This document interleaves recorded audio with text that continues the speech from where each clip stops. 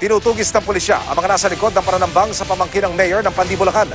Ang mga salarin na hulikam, narito ang report.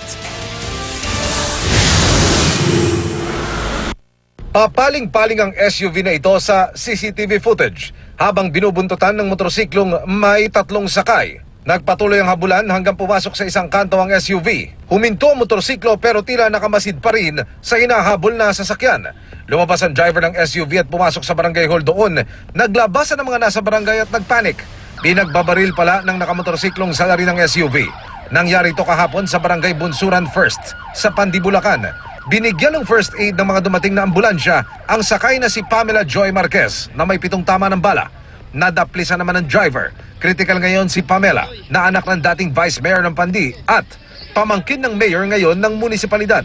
Hinala ng mga otoridad, inakala ng mga salarin na si Pamela ang anak ng Mayor. Tinutugis pa ang mga salarin na humarurot pabalagtas Bulacan. Naka-helmet ang rider at nakasombrero ang 2 angkas.